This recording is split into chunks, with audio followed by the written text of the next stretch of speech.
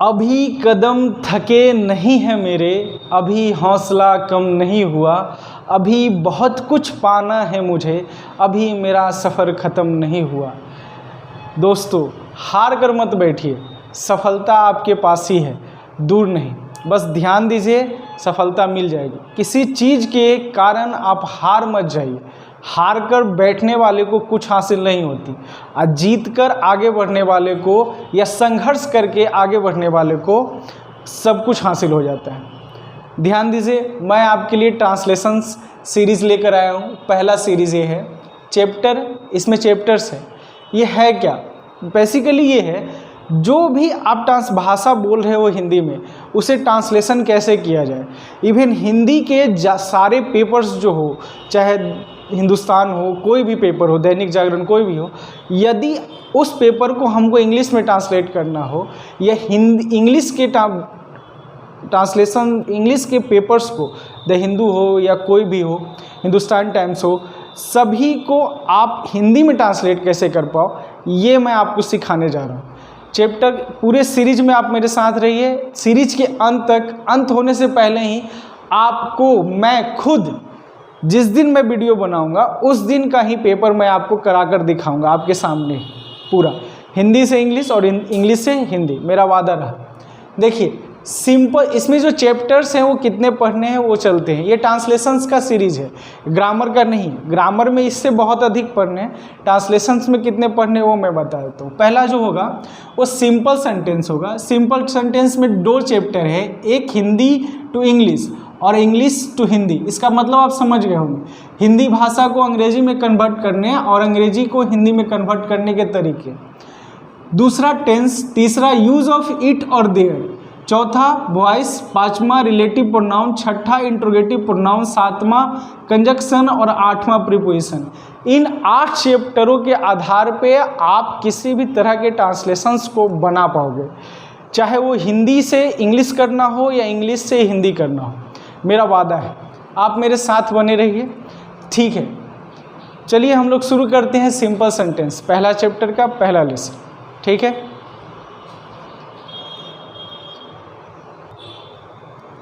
तो चलिए देखिए, जो ट्रांसलेशंस होते हैं ना, उसमें 2 तरह के क्रिया होते हैं।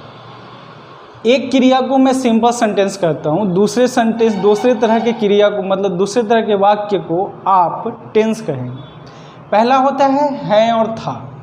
जिस वाक्य में क्रिया ना हो, क्रिया कहने का मतलब ये क्रिया, पढ़ना, लिखना, बोलना, हंसना, ना वाला कोई क्रिया ना हो, वो सिर्फ और सिर्फ वाक्य को हैं और था से अंत करता हो, उसमें ना वाला क्रिया ना हो, उस तरह के वाक्य को हम आप कहेंगे simple sentence.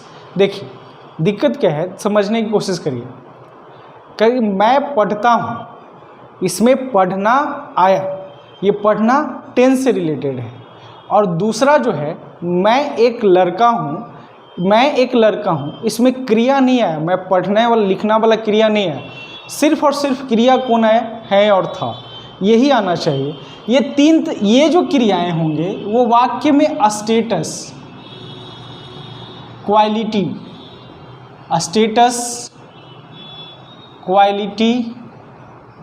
To show a situation को दर्शाएगा। ये 3 चीज़ इसमें दर्शाता है। अब जैसे देखिए, स्टेटस कहने का मतलब कि मेरी अवस्था कैसे, पानी ठंडा है। अब जैसे देखिए, पानी ठंडा है, इसमें क्रिया नहीं, ये क्रिया हो गया मैं पढ़ता हूँ, मैं पढ़ता, इसमें ना वाला क्रिया हो गया, कौन, पढ़ना, इसमें ना नहीं आएगा। पानी ठंडा है, ये सिंपल वाक्य, पानी ठंडा है, इसमें सिंपल है, मेन क्रिया कौन है। जैसे पानी ठंडा है, वो अवस्था हो गया।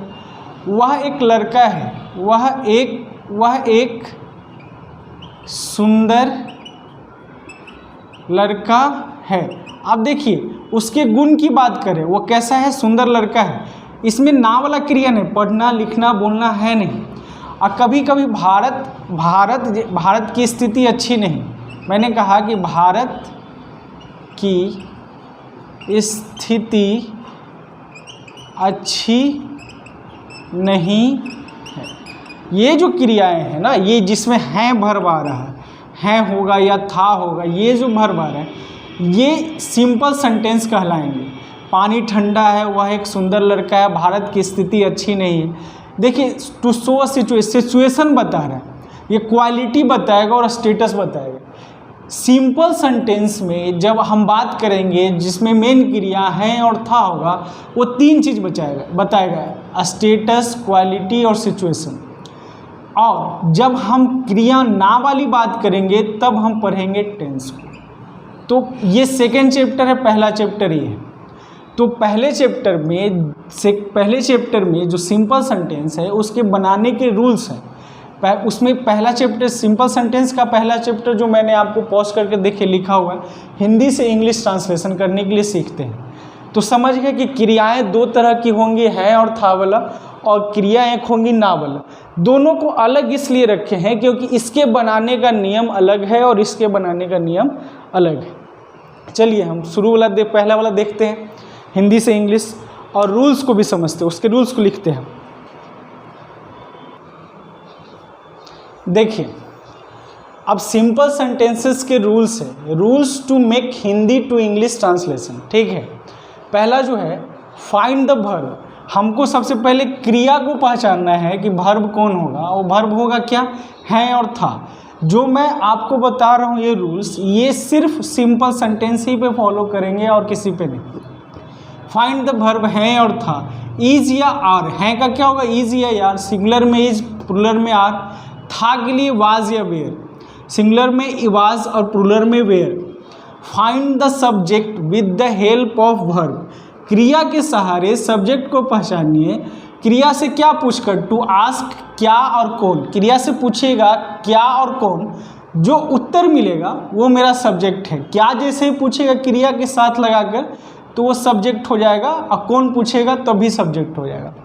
बिटवीन द सब्जेक्ट के बीच में, between the subject and verb, यानी क्रिया और सब्जेक्ट के बीच के all the words are subject. सभी शब्द क्या कहलाएंगे, ऑब्जेक्ट कहलाएंगे। चौथा है फाइंड द प्रीपोजिशन, यानी कारक चिन्ह को पहचानना। कारक चिन्ह कहने का मतलब हिंदी में पर, का, के, की, के लिए, के साथ, ये सब जो है। तो पर का ऑन, में भी, में का इन, का के, की का ऑफ, के लिए का फॉर, के साथ का विथ, यानी ये सब हिंदी में होंगे जहाँ पर होंगे, का होंगे, के, का के, की होंगे, या के लिए होंगे, या के साथ होगा, या में होगा। उसको पहचानना है कि ये कहाँ है। पुट द नंबर, हमको नंबर देना है। शुरुआत करना है start with subject and and on object. शुरुआत करना है सब्जेक्ट से और अंत कर देना है ऑब्जेक्ट पे। देखिए फिर से एक बार समझ लीजिए, रूल्स जो है हिंदी टू इंग्लिश ट्रांसलेशन का, पहला है फाइंड द वर्ब, वर्ब को पहचानिए। दूसरा है सब्जेक्ट को पहचानिए वर्ब के सहारे। वर्ब से आप जैसे ही पूछेंगे कौन और क्या, तो उत्तर आपको दे देगा सब्जेक्ट। बिटवीन द सब्जेक्ट, जो सब्जेक्ट मिला और वर्ब मिला, यानी है और सब्जेक्ट के बीच के सारे वाक्य मेरे ऑब्जेक्ट कहलाएंगे। फाइंड द प्रीपोजिशन यानी कारक चिन्ह को पहचान लीजिए, काके की को। अब पांचवा है पुट द नंबर देना है, एक से स्टार्ट करना है सब्जेक्ट पे और अंत कर देना है ऑब्जेक्ट पे। देखिए अब ट्रांसलेशन पे देखते हैं कैसे बनेंगे। देखिए सिंपल वाक्य कैसे बड़े होते हैं उसको देखिए। पहला मैंने लिखा कि भारत एक संवैधानिक देश है। दूसरा लिखा भारत विश्व का सबसे बड़ा संवैधानिक देश है। तीसरा लिख दिए कि भारत विश्व का सबसे बड़ा संवैधानिक देश है, सबसे बड़ा लिखित संवैधानिक देश है। देखिए वाक्य अपने आप बढ़ते जाते हैं। इसी तरह से कैसे बढ़ते हैं, वो कैसे वाक्य जुड़ते हैं उसको समझते हैं, कैसे बनाए गए। तो देखिए ये है सिंपल सेंटेंस, या क्रिया वाला है, टेंस वाला है, वो समझ लेते हैं। ना वाला है कि नहीं, इसमें ना नहीं है, पढ़ना लिखना बोलना हंसना वाला जैसे नहीं है इसमें, यानी सिंपल सेंटेंस का। इसमें रूल फॉलो होगा। रूल मैंने आपको बताया है कि सबसे पहले वर्ब को पहचानिए। मैंने वर्ब को पहचान लिया, ये है मेरा क्रिया, ये है मेरा वर्ब पहचान लिया। दूसरा है कि वर्ब पहचानने के बाद दूसरा हमको सब्जेक्ट पहचानना है क्रिया के साथ। तो कैसे पहचानेंगे? पहचानने का तरीका है कि इसमें इस क्रिया के साथ इसके ठीक आगे वाले कुछ शब्दों को जोड़ लें और एक सार्थक शब्द अर्थ निकले और उस सार्थक अर्थ से आप क्या और कौन लगा के प्रश्न करें। जो उत्तर होगा वो मेरा सब्जेक्ट होगा। इसमें आप कौन लगाइए। देखिए, भारत एक संवैधानिक देश है, तो देश कौन है? भारत। संवैधानिक देश कौन है? भारत। भारत एक संवैधानिक देश कौन है? भारत। सभी सब्जेक्ट को इशारा, ये सभी शब्द किस पे इशारा कर रहे हैं? भारत पे। भारत हो गया मेरा सब्जेक्ट, यानी सब्जेक्ट मिल गया, वर्ब मिल गया।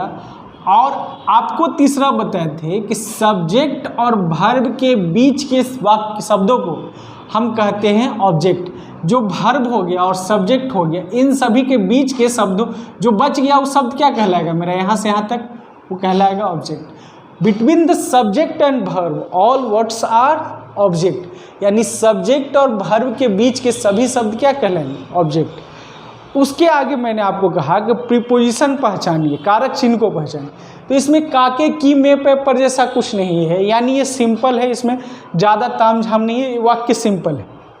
आगे में आएगा तो संवैधानिक का होता है कॉन्स्टिट्यूशनल। कॉन्स्टिट्यूशनल देश का कंट्री, एक का ए और भारत का इंडिया। आपको पता है का इज। आप समझिए कि इज क्यों लगा? क्योंकि भारत एक है। तो आप बताइए, पहले लिखेंगे एक। अच्छा, नंबरिंग कैसे देंगे? एक नंबर, हम आपको नंबरिंग देने का सीधा सीधा अर्थ ये हुआ कि हम किसी भी ट्रांसलेशन को बनाते हैं तो तीन चीज़ हमको चाहिए। तीन चीज़, सब्जेक्ट वर्ब ऑब्जेक्ट। तो पहला नंबर सब्जेक्ट, दूसरा नंबर वर्ब, तीसरा नंबर ऑब्जेक्ट। यानी जब हिंदी से इंग्लिश ट्रांसलेशन करेंगे तो सबसे पहला शब्द मेरा क्या होना चाहिए? सब्जेक्ट, दूसरा होना चाहिए वर्ब, तीसरा होना चाहिए ऑब्जेक्ट। आप सबसे पहले देखिए क्या भारत है, वो सब्जेक्ट है, तो एक नंबर ये, दो नंबर ये और तीन नंबर टोटल ये। तो आप इंडिया को पहले लिखिए, इंडिया। उसके बाद इंडिया एक है इसलिए इज लगेगा। इज ए संवैधानिक, कॉन्स्टिट्यूशनल। उसके बाद देश का, कंट्री। तो India is a constitutional country. India is a constitutional country, पहला बन गया। दूसरा देखते हैं, भारत विश्व का सबसे बड़ा संवैधानिक देश है। तो फिर हम पूछेंगे कि आप फिर पूछेगा देश कौन है? भारत ही है। भारत विश्व का सबसे बड़ा संवैधानिक देश है, तो कौन है? तो भारत ही तो है। सबसे बड़ा संवैधानिक देश कौन है? भारत। विश्व का सबसे बड़ा संवैधानिक देश कौन है? भारत। आपको उत्तर मिल जाएगा। यानी इस हैं के ठीक बगल के कुछ शब्दों को चुन ले, अगर कौन पूछते हैं तो आपको उत्तर मिल जाएगा भारत। ठीक है, देखिएगा, सब्जेक्ट मिल जाएगा। तो भारत में हमको मिल गया, आपको सब्जेक्ट मिला ही हुआ है, भारत है। अब देखिए, फिर ये सब्जेक्ट है, बढ़ क्या गया? ऑब्जेक्ट। यहाँ से यहाँ तक ये सभी क्या है? ऑब्जेक्ट है। ये सभी के सभी ऑब्जेक्ट है। अब हम आपको कहे थे कि सब्जेक्ट मिल गया, वर्ब मिल गया, ऑब्जेक्ट मिल गया, चौथा जो था वो प्रीपोजिशन छांटना था काके की। अब देख, इसमें प्रीपोजिशन है कि नहीं, कारक चिन्ह है कि नहीं। तो देखिए यहाँ से यहाँ तक, हाँ यहाँ मिल गया हमको का। ये हो गया मेरा कारक चिन्ह।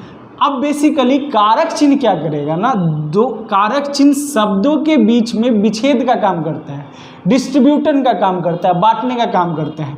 यानी जब हम हिंदी से इंग्लिश ट्रांसलेशन करेंगे तो सबसे पहले सब्जेक्ट को लिख देंगे, आप फिर वर्ब लिखेंगे, आप फिर ऑब्जेक्ट, पीछे से यहाँ जाएंगे। यानी इधर से ऐसे मेरा एरो होगा, ऐसे से ऐसे होगा। तो ऐसे से एरो इधर जाने का अर्थ हुआ, कहने का मतलब हुआ कि यहाँ से यहाँ तक कौन सा वर्ड है, इन सभी वर्डों के बीच में कोई कारक चिन्ह है कि नहीं? नहीं, सिर्फ यहाँ मिला। यानी हमको शुरुआती नंबर देना है, एक नंबर सब्जेक्ट पे, दो नंबर वर्ब पे, तीसरा नंबर सबसे बड़ा संवैधानिक देश, तीन नंबर ही है। और आपको देना है चौथा का पे, और पाँचवा देना है विश्व पे, पाँचवा देना है विश्व पे। देखिए, भारत विश्व का सबसे बड़ा संवैधानिक देश है, विश्व का। अब सबसे पहले तो हम सब्जेक्ट ये दे दिए, फिर दो दे दिए, फिर सबसे बड़ा संवैधानिक देश तीन, चौथा का, पाँचवा 6। काके की यानी प्रीपोजिशन मिलेगा वो अपना एक नंबर ले लेगा अलग से, ठीक है, और उसके बाद अगला नंबर दिया जाएगा। तो सबसे पहले हम हो गया एक नंबर में इंडिया, एक नंबर में क्या लिखेंगे इंडिया। 2 नंबर में हमको क्या चाहिए वर्ब, 2 नंबर में लिख दिए इज। तीसरा चाहिए सबसे बड़ा संवैधानिक देश, तो हो जाएगा द लार्जेस्ट कॉन्स्टिट्यूशनल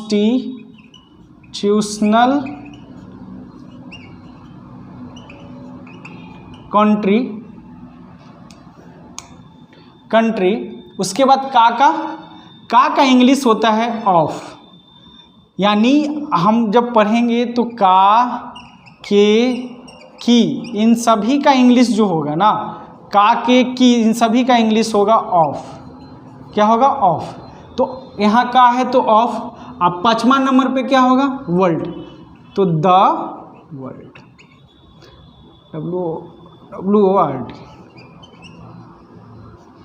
वर्ल्ड, ठीक है। तो वर्ल्ड हो गया। अब देखिए 3 नंबर ये, 4 नंबर ये, 5 नंबर ये। देखिए India is the largest constitutional country of the world, India is the largest constitutional country of the world. अब देखिए तीसरा नंबर क्या है, भारत विश्व का सबसे बड़ा लिखित संवैधानिक देश। इसे कैसे बनाएं, सेम चीज़ है, कुछ ज़्यादा नहीं है। सबसे बड़ा संवैधानिक के जगह पे सबसे बड़ा के बीच में और संवैधानिक के बीच में लिखित आएगा, तो बस वैसे ही सिर्फ लिख देंगे, कुछ बदलाव नहीं होगा। हम कह रहे हैं कि हम ये इसलिए दिए हैं कि जब तक किसी भी शब्द के बीच में कारक चिन्ह नहीं आएगा, चाहे उसमें कितने भी शब्द जुड़े, वो बटेंगे नहीं।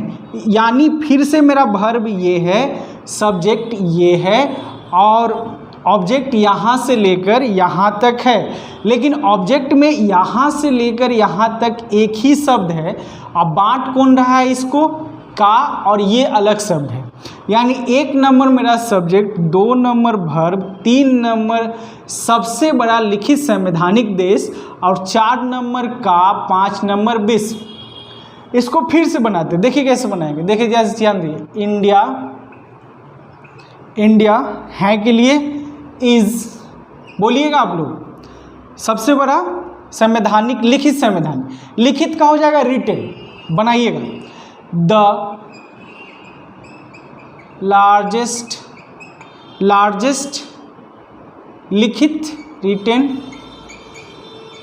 रिटेन कॉन्स्टिट्यूशनल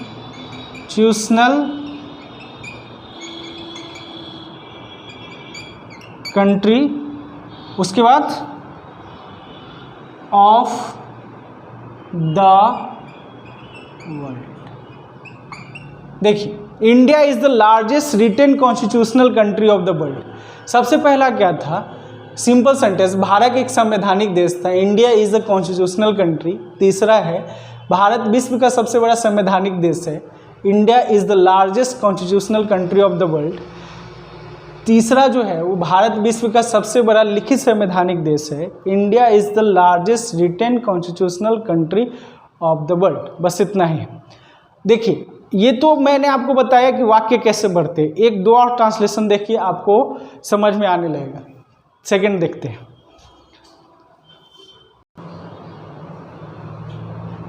देखिए विचार धर्म से बड़ा है, विचार धर्म से बड़ा है। दूसरा है एक अच्छा विचार किसी भी धर्म से बड़ा है। अब जैसे समझिए, एक अच्छा विचार धर्म से बड़ा है, एक विचार धर्म से बड़ा है। आप सबसे पहले क्या करिए, वर्ब को पहचानिए, वर्ब के ठीक बगल वाले शब्द को चुनिए, पकड़िए, आप पूछिए कौन या क्या। तो बड़ा कौन है, धर्म से बड़ा, विचार धर्म से बड़ा है, तो बड़ा कौन है, विचार। क्या बड़ा है, तो विचार, दोनों में के अर्थ में विचार ही आता है। तो आप समझिए कि सब्जेक्ट मेरा ये हो गया, वर्ब आपको मिल गया, यानी वर्ब और सब्जेक्ट के बीच के सारे शब्द मेरा ऑब्जेक्ट कहलाएगा, पक्का ऑब्जेक्ट कहलाएगा। अब जरा सा देखिए, इस बीच में एक शब्द आ गया से, यानी सीधा सीधा अर्थ है कि बट गया, बड़ा और धर्म दोनों बट गया। यानी 1 नंबर हम इसको देंगे, 2 नंबर इसको, 3 नंबर बड़ा और से नंबर इंडिविजुअली लेगा से, तो ये ऑब्जेक्ट है, से हो जाएगा 4 और 5 नंबर धर्म, 5 नंबर धर्म। चूँकि ये कंपैरिजन हो रहा है तो सुपरलेटिव डिग्री इसमें आएंगे। तो देखिए विचार धर्म से बड़ा है, तो विचार का होता है थाउट, विचार का होगा थाउट, और धर्म का होगा, लिख देते हैं ताकि आप भी बना सके, धर्म का होता है रिलीजन। अब बड़ा का यहाँ होगा बिगर, चाहो तो बना सकते हो, ठीक है। चलिए आप वीडियो पोज करके आप बना सकते हो, इसको आराम से रोक कर बना लो। तो 1 नंबर हो गया विचार का, हो जाएगा थाउट, थाउट के बाद क्या होना चाहिए, 1 नंबर थाउट इज, दूसरा नंबर इज बिगर, बड़ा का बिगर, से का यहाँ हो जाएगा देन, क्या हो जाएगा देन, उसके बाद क्या, से का देन का बाद रिलीजन, तो thought is bigger than religion. विचार, अच्छा विचार ही इस देश के देश के को एक नया दिशा दे सकता है, धर्म नहीं। धर्म आपको कहीं ना कहीं मतभेद देता ही है आपके अंदर, लेकिन एक विचार आपको खड़ा कर देगा वहाँ जहाँ आप सोच भी नहीं पाओगे। जैसे गांधी जी की अहिंसा और सत्य के विचार, या सत्य अहिंसा का भी जो विचार था, उसने पूरे देश को एकजुट कर दिया, चाहे वो हिंदू हो, मुस्लिम हो, सिख हो, पारसी हो, ईसाई हो। एकजुट विचार आपको, एक अच्छा विचार आपको एकजुट करता है, और धर्म कहीं ना कहीं मतभेद का उत्पन्न करता है एक दूसरे के अंदर। तो मैं ये नहीं कहता कि अच्छा है या बुरा है, सभी संप्रदाय और धर्म अच्छे हैं, लेकिन मैं अपना मान्यता आपको बता रहा हूँ, मैं अपनी सोच बता रहा हूँ। एक अच्छा विचार किसी भी धर्म से बना, अब इसको बनाते हैं। तो फिर से सोचिए, अब बताइए बड़ा क्या है, विचार ही तो। एक अच्छा विचार किसी भी धर्म से बड़ा है, तो बड़ा कौन है या क्या है, तो विचार। अब विचार के साथ 2 शब्द जुटे हुए, एक अच्छा विचार, एक अच्छा विचार, तो इन तीनों के, इन शब्द के बीच में काके की नहीं है, तो इसको एक गुड थाउट बोलेंगे, सीधा सीधा एक शब्द में रुकेंगे, ए गुड थाउट। और फिर दूसरा हो जाएगा सब्जेक्ट मिला, वर्ब मिल गया, बीच के सभी शब्द मेरे ऑब्जेक्ट कहलाएंगे। जरा सा देखिए, इनको बांटने का काम कौन कर रहा है, से भी कोई प्रीपोजिशन नहीं, इसलिए बांटेगा नहीं। किसी भी का एनी रिलीजन, ठीक है, किसी का एनी, अधर्म का रिलीजन आप बना सकते हो। तो 1 नंबर ये, 2 नंबर वो, 3 नंबर बड़ा, 4 नंबर से किसी भी धर्म, 5 1 2 3 4 5। देखिए पहला हो गया a good thought, thought is bigger than, से का देन, एनी रिलीजन। तो a good thought is bigger than any religion, विचार धर्म से बड़ा है, thought is bigger than religion. ये तो वाक्य देखिए, ये सारे वाक्य छोटे हैं और आसान भी है, बात ज़्यादा भारी नहीं है। लेकिन मैं आपको छोटे ट्रांसलेशंस बताने के लिए नहीं है, मैं आपको ट्रांसलेशंस, बड़े बड़े ट्रांसलेशन जो कथन लिखे जाते हैं, उसे आप ट्रांसलेशन कैसे कर पाएंगे हिंदी से इंग्लिश, वो अब देखते हैं। थोड़े बड़े एक बनाकर देखते हैं, अगर उसमें दिक्कत होगा तो फिर छोटे छोटे से समझेंगे। चलिए इसी से रिलेटेड देंगे, ज़्यादा अलग नहीं, इसी से रिलेटेड देंगे। चलिए देखिए, लोकहित के लिए एक अच्छा विचार किसी भी धर्म में निहित रूढ़िवादी सांस्कृतिक प्रथाओं से बड़ा है। देखिए लोकहित के लिए कोई भी प्रथा लोकहित से बड़ा नहीं हो सकता। यही कथन है जिसको मैंने वाक्यों में पढ़ाया है। इस वाक्य को आप ट्रांसलेट करिए, डरिएगा नहीं, नॉर्मल है, बड़ी भारी नहीं है जो आप सोच रहे हो, बहुत आसान है। आपको मेन ट्रांसलेशन वही है, एक अच्छा विचार धर्म से, किसी भी धर्म से बड़ा है। अब देखिए, एक अच्छा विचार किसी भी धर्म से बड़ा है, बस इतना ही। हुआ क्या है कि ये सभी शब्द उसमें जोड़े गए हैं। और एक अच्छा विचार के साथ जुड़े हुए हैं लोकहित के लिए। बस देखिए, अब मेन चीज़ समझते हैं, थोड़ा सा ध्यान दिए, समझ में आएगा। देखिए वर्ब ये हो गया, वर्ब मिला, वर्ब से फिर पूछेंगे लोकहित, आप फिर पूछेंगे कौन या क्या, तो सब्जेक्ट मिल जाएगा। लोकहित के लिए एक अच्छा विचार किसी भी धर्म में निहित रूढ़िवादी सांस्कृतिक प्रथाओं से बड़ा है। तो बड़ा कौन है? एक अच्छा विचार, या क्या है? तो एक अच्छा विचार। तो एक अच्छा विचार मेरा हो गया मेरा सब्जेक्ट, आपको पूरा पता है। और ये हो गया मेरा वर्ब। सब्जेक्ट और वर्ब से के लिए यहाँ से लेकर किसी भी धर्म में निहित रूढ़िवादी सांस्कृतिक प्रथाओं से बड़ा, ये टोटल का टोटल मेरा क्या है? ऑब्जेक्ट। क्या है मेरा? ऑब्जेक्ट। आप समझ जाइए, बड़ा से लेके किसी भी, या किसी भी से लेके बड़ा तक, ये सभी मेरा क्या है? ऑब्जेक्ट है। ठीक है, अब हमको क्या करना है ना, इसमें चौथा रूल लगेगा, यानी प्रीपोजिशन छांटना है, कारक चिन्ह को छांटना है। कारक चिन्ह जैसे ही छांटेंगे, वाक्य में कैसे कैसे आगे बढ़े वो समझ में आ जाएगा।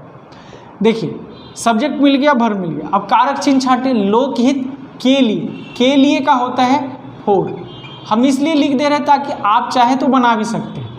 किसी भी धर्म में एक हो गया, में का आपको पता होना चाहिए, इन होगा। निहित का होता है, निहित एक अधि है, एडवर्ब है, जिसका होता है इंग्लिश इनहेरेंट।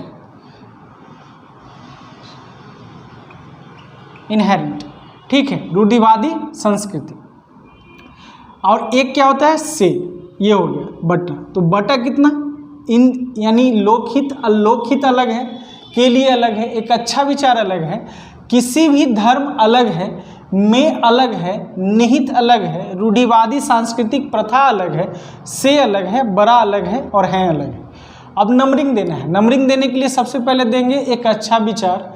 अब देखिए, सब्जेक्ट मिलने के बाद यहाँ से यहाँ तक तो ऑब्जेक्ट है ना, यानी ये जो हो गया इधर से इधर क्या होगा मेरा? सब्जेक्ट। अब पार्ट ऑफ सब्जेक्ट होंगे, क्या होंगे?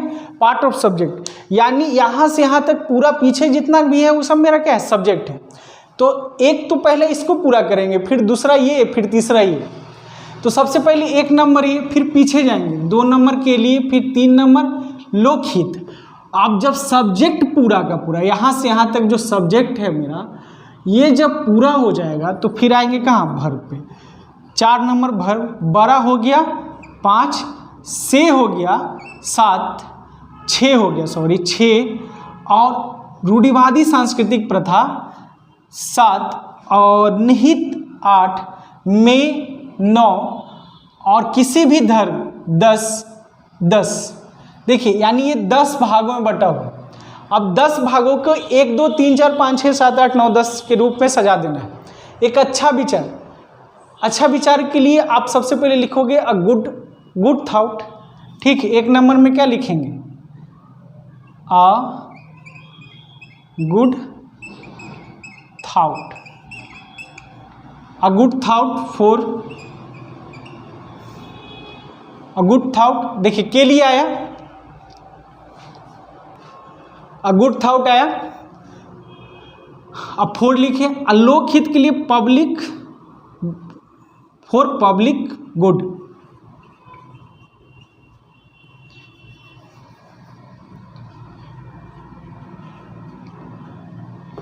Public, PUBLIC, public good.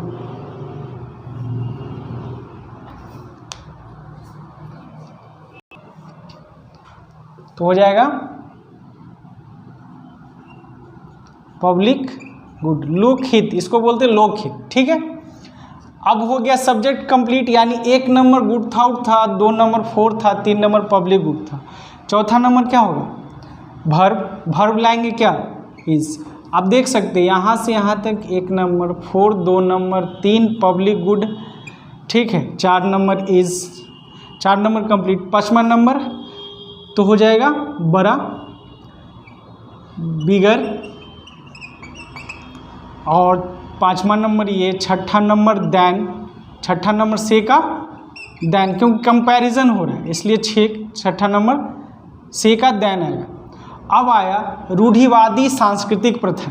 तो रूढ़िवादी का होता है ऑर्थोडॉक्स, द लगा देते हैं, ऑर्थोडॉक्स। ऑर्थोडॉक्स रूढ़िवादी, सांस्कृतिक, देखिए सब एक ही है, सांस्कृतिक एक ऐसे लिखेंगे, रूढ़िवादी सांस्कृतिक प्रथा, ऑर्थोडॉक्स कल्चरल प्रैक्टिसेस,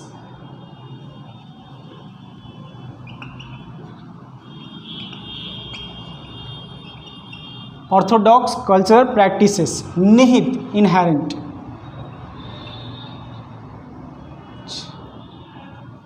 इनहेरेंट, उसके बाद मे का इन, उसके बाद किसी भी धर्म, एनी रिलीजन, बस कंप्लीट हो गया। देखिए, a good thought for public good, a good thought for public good is bigger than the Orthodox cultural practices inherent in any religion, is bigger than the Orthodox cultural practices inherent in any religion. इस तरह के ये बड़ी translation है, इसको बनाने के देखिए इसलिए तोड़ ताड़ के समझाएं, आपको बन जाएगा। और भी आपको देते हैं, देखिए सभी बनेगा। चलिए आगे देखते हैं। देखिए अगले दो ट्रांसलेशन है। देखिए, भारतीय लोग शिक्षा के स्तर पर बहुत अमीर थे, भारतीय लोग शिक्षा के स्तर पर बहुत अमीर थे, उनका नाम मेरे दिल के हर हिस्से पे है। इस जो पिछला ट्रांसलेशन था ना, वो ट्रांसलेशन थोड़ा बड़ा था, वो सारे ट्रांसलेशन बड़े ट्रांसलेशन, इसके बाद ही ये दोनों ट्रांसलेशन कंप्लीट करने के बाद मैं एक और वीडियो ट्रांसलेशन का आप के लिए लाऊंगा, उसमें बड़े बड़े ट्रांसलेशन को कैसे डील करते हैं, छोटे से लेके बड़े सभी ट्रांसलेशन को मैं समझाऊंगा आपको। तो आज के लिए ये दोनों समझते हैं, उसके बाद वीडियो को अंत करते हैं। देखिए, भारतीय लोग शिक्षा, ध्यान से समझिए, भारतीय लोग शिक्षा के स्तर पर बहुत अमीर थे, उनका नाम मेरे दिल के हर हिस्से पे है। देखिए अब क्या करिए, सबसे पहले वर्ब पता कर लिए, वर्ब हो गया थे। अब वो ट्रांसलेशन शुरू करेंगे, मतलब स्ट्रक्चर नियम्स को फॉलो करेंगे।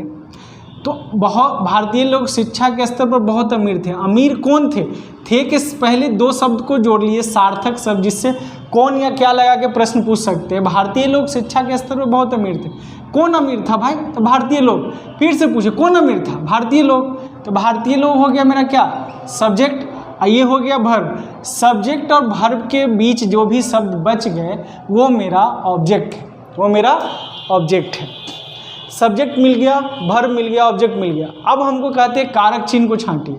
तो पहला कारक चिन्ह के बोलिएगा, दूसरा है पर, हो गया। अब यानी एक शब्द अब बहुत अमीर, फिर दूसरा लाइन है मेरा पर, तीसरा है पाटने का काम है स्तर, चौथा के, पांचवा शिक्षा। तो सबसे पहले नंबर देंगे, एक नंबर देंगे, एक हो गया भारतीय लोग पे, दूसरा हो गया थे पे, तीसरा हो गया बहुत अमीर, ये बट गया, चौथा हो गया पर, पांचवा हो गया स्तर, छठा हो गया के, सातवां हो गया शिक्षा। आप जरा सा बनाइए, कैसे बनाओगे? इंडियन पीपल, पहला नंबर लिखेंगे इंडियन पीपल, बनाइएगा आप लोग। इंडियन पीपल थे, इंडियन पीपल वेयर, भारतीय लोग वेयर, वर, इसको वेयर है वर बोला जाता है ऐसे, बहुत अमीर, वेरी रिच, वेरी रिच, पर का ऑन, अस्तर का लेवल होता है LEVEL लेवल, और उसके बाद के का ऑफ, शिक्षा का एडुकेशन। अब देखिए लेवल के पहले द लग जाएगा, क्यों लगेगा? देखिएगा दो नाउन जो होंगे ना के बीच में अगर ऑफ रहे तो पहला वाला नाउन द ले लेता है, ये रूल है ग्रामर का। ग्रामर में जो आपको एक एक रूल समझाऊंगा तो वो सभी मैं बताऊंगा आपको, ठीक है। तो Indian people were very rich on the level of education, ठीक है। अब दूसरा देखते हैं, दूसरा है उनका नाम मेरे दिल के हर हिस्से पे है। तो अब पूछिए, है मिला, ये वर्ब मिला आपको, वर्ब से पूछिए एक शब्द पीछे हर हिस्से पे का है या कौन है। तो कौन तो पता नहीं चल रहा है, क्योंकि कौन से पता नहीं कौन है, क्या है ये पता चल रहा है। उनका नाम मेरे दिल के हर हिस्से पे है, तो क्या है भाई? तो उनका नाम मेरा मिल गया क्या, सब्जेक्ट। उनका नाम मिला मेरा सब्जेक्ट। ये हो गया वर्ब। अब जैसे ही सब्जेक्ट मिला, सब्जेक्ट और वर्ब के बीच के सारे शब्द को ऑब्जेक्ट कहते हैं। तो अब देखिए ये सब्जेक्ट 1 नंबर, ऑब्जेक्ट हो गया 2, वर्ब हो गया 2 नंबर। अब कारक चिन्ह को छांटते हो, के मिल गया और पर मिल गया। तो अब हो गया पर अलग, पे अलग है, पर यानी पे यानी पर, हर हिस्सा अलग है, के अलग है, मेरा दिल अलग है। 1 नंबर हो गया उनका नाम, 2 नंबर है, 3 नंबर पे, हर हिस्सा 4, के 5, मेरा दिल 6। अब बनाइए उनका नाम का। हम देखिए लड़का करेगा हर नेम, लड़की कर जो लड़की पढ़े वो हिज नेम लिख सकते हैं। तो हर नेम इज है के लिए इज, पर का ऑन, हर हिस्सा एवरी पार्ट,